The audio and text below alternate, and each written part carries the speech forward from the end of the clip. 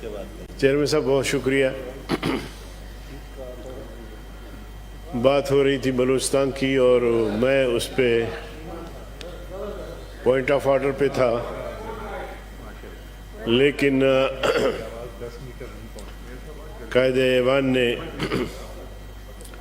جلدی کی، شاید ہماری باتوں کو سننے میں ان کو شاید کوئی ہمت نہ ہو، لیکن اللہ کرے کوئی بات ان کو سمجھ آ جائے.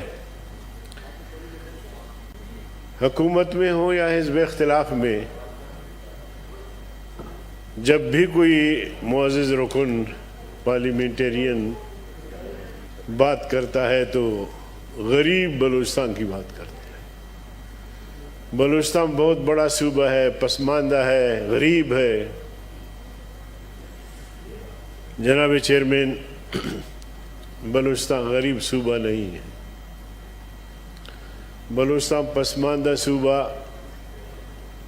نہیں ہے. بلوچستان کو غریب رکھا گیا، بلوچستان کو پسماندہ رکھا گیا، اور وہ رویہ بدستور جاری ہے.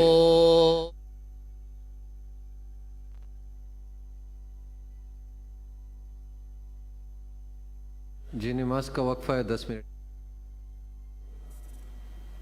چیئرمین،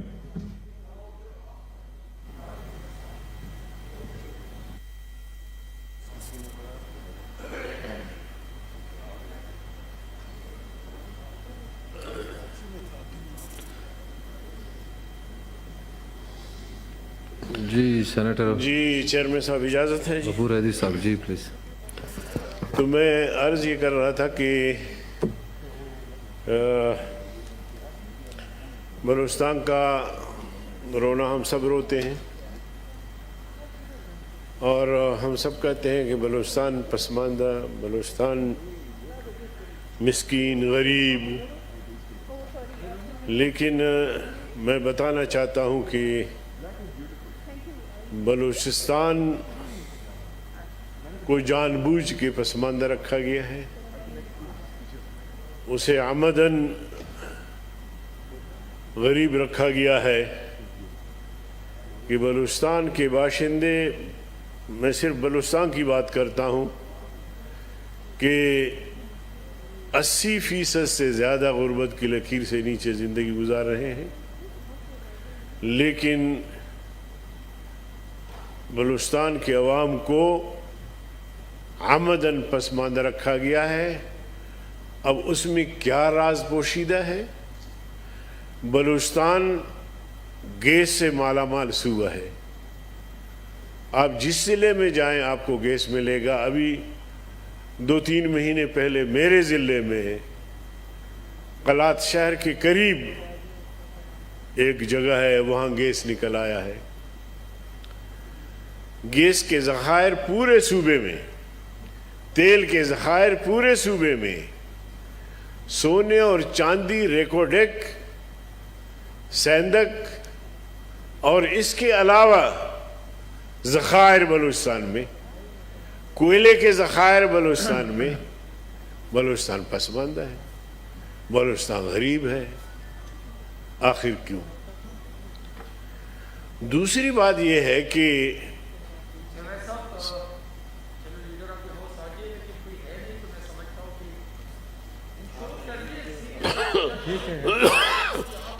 ٹھیک ہے آپ بیٹھ جائیں تنگی صاحب.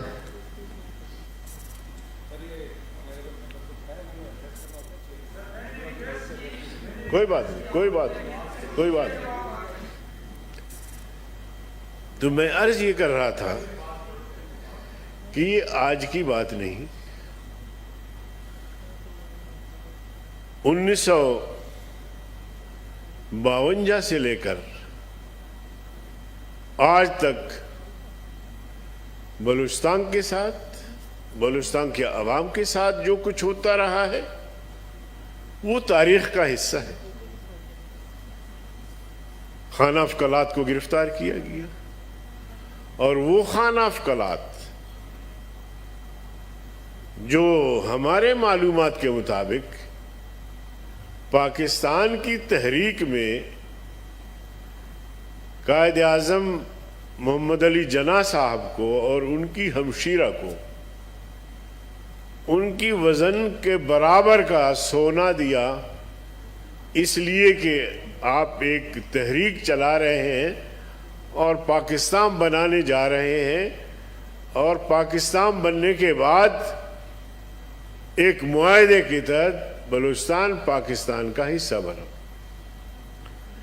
اب ان معاہدات کو بھی دیکھا جائے کہ خلاف ورزی کہاں سے ہوئی۔ پھر خانہ افقلات کو گرفتار کیا گیا۔ خانہ افقلات کے جو مین گیٹ ہے اس کے محل کا، وہاں قرآن کریم رکھا گیا تھا، اس میں توپ کے نشانات ہیں، گولیوں کے نشانات ہیں، اب بھی اگر آپ جائیں تو دیکھ سکتے۔ خان صاحب کی گرفتاری کے رد عمل میں کچھ سردار پہاڑوں پہ چلے گئے، لیکن کچھ عرصے بعد خان کو رہا کر دیا گیا اور سرداروں کے درمیان آئے، بیٹھے اور قرآن کریم رکھا گیا کہ جی آپ پہاڑوں سے اترے، آپ کو کچھ نہیں کہا جائے گا۔ اور سرداروں نے بھی کہا کہ ہمارا رد عمل تو خان صاحب کی گرفتاری کی وجہ سے تھا، جب خان صاحب رہا ہو گئے ہیں تو پھر پہاڑوں پہ بیٹھنا کوئی تک نہیں بنتا۔ جناب والا، اگر آپ تاریخ کا مطالعہ کریں گے تو نواب نوروز خان کے ساتھ 7 سردار اور معتبرین کو گرفتار کر کے حیدرآباد جیل اور سکھر جیل اور پھر بعد میں پھانسی دی گئی۔ یہ بڑا ایک المیہ تھا۔ لیکن پھر آپ دیکھیں کہ جب 1970 میں جب انتخابات کا مرحلہ آتا ہے تو بلوچ قوم نے، بلوچستان کے لوگوں نے ان تمام واقعات کو بھلا کے انتخابات میں حصہ لیا۔ میرے ساتھ بزنجو صاحب تشریف فرما ہے، طاہر بزنجو صاحب، ان کو بھی پتہ ہے۔ اب الیکشن میں حصہ لینا، اس کا مطلب یہ ہے کہ ان لوگوں نے پاکستان کو بھی تسلیم کیا، پاکستان کے آئین کو بھی تسلیم کیا، الیکشن کا جو سسٹم ہے اس کو بھی تسلیم کیا، اور اس کے بعد آ کے الیکشن میں حصہ بھی لیا۔ لیکن انتہائی احترام کے ساتھ رضا ربانی صاحب تشریف فرمائے، پیپلز پارٹی کے دوست، وہ ناراض نہ ہوں۔ 1973 میں پھر ایک ڈھونگ رچایا گیا، وہ یہ کہ عراق سے اسلحہ آئے جہازوں میں، خیبر پختونخوا جو اس وقت صوبہ سرحد تھا، بلوچستان، ان 2 صوبوں کو پاکستان سے الگ کرنے کے لیے اسلحہ آیا ہے، اور پھر نہ اس کی تحقیقات ہوئی، نہ آگے پیچھے کچھ ہوا۔ دونوں حکومتوں کو، جو منتخب حکومتیں تھیں، ان کو تحلیل کیا گیا۔ کس کے کہنے پر کیا گیا؟ مفتی محمود جو میرے لیڈر تھے، وہ خیبر پختونخوا کے وزیر اعلیٰ تھے، اور نیب کے ساتھ وہ اتحادی تھے۔ انہوں نے کہا کہ جب میرے اتحادی، جن کی بلوچستان میں مکمل حکومت ہے اور یہاں بھی گورنر اور باقی وزراء، اگر وہ تحلیل ہوتے ہیں، ان کی حکومت ختم ہوتی ہے، تو میں پھر وزیر اعلیٰ نہیں رہتا۔ اور بھٹو صاحب میرے خیال میں 60 دن تک اس کے استعفے کو منظور نہیں کیا۔ جناب والا، یہ مرحلہ گزر گیا۔ ایک اور ڈکٹیٹر آیا ضیاء الحق کی شکل میں۔ اس نے اتنا کیا، ڈکٹیٹر تھا لیکن اس نے اتنا کیا کہ عام معافی کا اعلان کر دیا۔ بہت سارے لوگ واپس آئے۔ پھر آپ نے دیکھا کہ ان کا مارشل لا بھی طویل ہو گیا۔ 1985 میں غیر جماعتی الیکشن کا اعلان کیا گیا۔ ایم آر ڈی اور یہ تمام سیاسی جماعتوں نے اس میں حصہ نہیں لیا، لیکن جب 88 کے انتخابات آئے پھر یہی بلوچ، یہی پشتون سارے غم بھلا دیے، سارے زخم بھلا دیے، ساری زیادتیاں بھلا دی، اور انہوں نے آ کے الیکشن میں حصہ لیا، الیکشن میں حصہ لیا، پھر ثابت کیا کہ ہم پاکستان کے وفادار ہیں، ہم آئین کے وفادار ہیں جو 73 کا آئین ہے، الیکشن کمیشن کے جو ضابطے ہیں ان کو ماننے والے، اور اس کے تحت انہوں نے الیکشن میں حصہ لیا۔ نواب اکبر بگٹی وزیر اعلیٰ بنے، ہم اس کے اتحادی تھے۔ اس کے بعد یہ سلسلہ چلتا رہا، اور جا کے 2006 میں ایک ایسا حادثہ ہوا جو نواب بگٹی کو قتل کیا گیا، جس کے رد عمل میں کچھ نوجوان پہاڑوں پہ چلے گئے۔ اب آپ مجھے بتائیں کہ ایک 90 سال کی عمر کا ایک ضعیف العمر شخص، اور ان کو گھر سے باہر نکلنے پر مجبور کیا گیا اور پہاڑوں میں جا کے شہید کیا گیا۔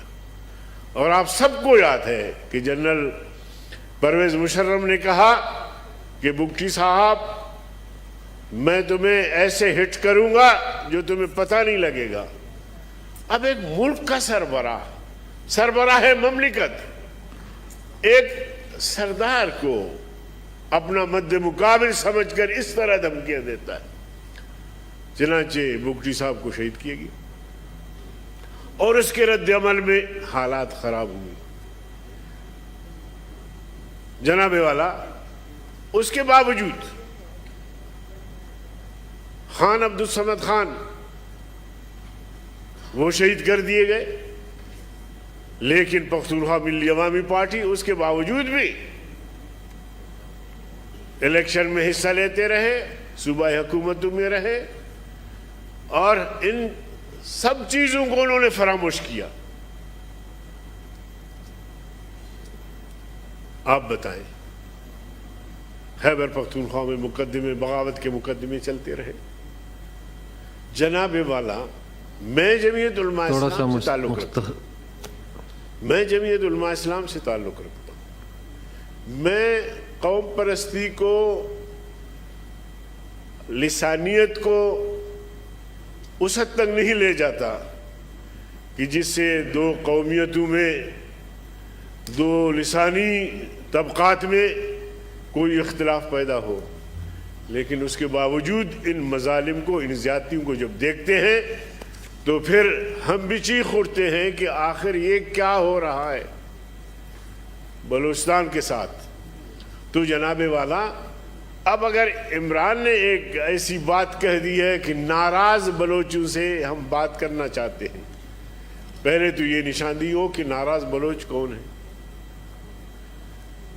بلوچ بھی ناراض، پشتون بھی ناراض، سندھی بھی ناراض، سرائکی بھی ناراض، وہ اپنے صوبے کا ڈیمانڈ کر رہے ہیں۔ جناب والا، تو آپ مجھے بتائیں کہ آپ نے راضی کس کو رکھا ہے؟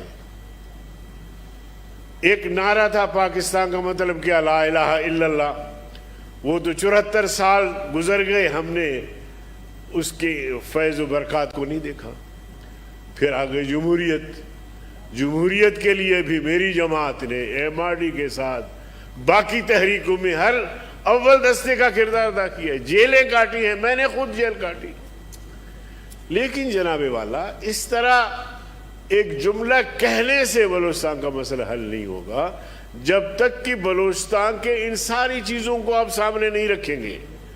اور پھر ظلم یہ کہ بلوچستان معدنیات سے بھرا ہوا ہے، معدنی وسائل سے گوادر ہے، لیکن اس کے باوجود پسماندہ ہے، تو یہ پسماندگی کیسے ختم کی جائے گی؟ ٹھیک ہے جی۔ تو اس لیے میں قائد ایوان سے یہ پوچھنا چاہوں گا کہ آپ نے، آپ کے لیڈر نے کس تناظر میں یہ بات کی ہے؟ بلوچستان کے عوام تو غریب سے غریب تر ہوتے جا رہے ہیں، اور میرا صوبہ ہے، چیئرمین صاحب کا صوبہ ہے، اس کو پتہ ہے۔ آپ یقین جانیے، یہاں کہتے ہیں کہ جی گوادر کا مسئلہ حل ہو گیا جی، पानी आ गया उधर। एक डैम जो मैं जब सूबे में मिनिस्टर था मैंने तामीर करवाया, उसके अलावा ग्वादर के अवाम को पानी पीने के लिए कोई साफ पानी मुहैया नहीं है। और ग्वादर मेगा प्रोजेक्ट बन रहा है, तारीख का एक बहुत बड़ा शहर बन रहा है। Thank you. इसी तरह बिजली, मुख्तसर करें प्लीज, सबने बात मैं करनी है। 2 से 3 मिनट लूंगा। इसी तरह बिजली जनाब चेयरमैन, यहाँ कहा जाता है कि लोड शेडिंग खत्म, इजाफी बिजली है। मैं अपने शहर कलात जो दारुल खिलाफा रहा है 12 से 14 घंटे लोड शेडिंग है। और मैं जिस फीडर पे मैं रहता हूं उसको बदकिस्मती से वीआईपी का नाम दिया गया। 14 घंटे इस गर्मी में।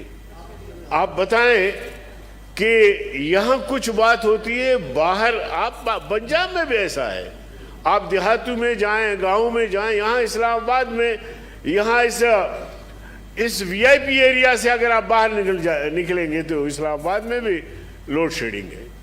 ठीक है, थैंक तो यू। जनाबे वाला, एक मिनट जरा, जनाबे वाला कम से कम झूठ न बोला जाए।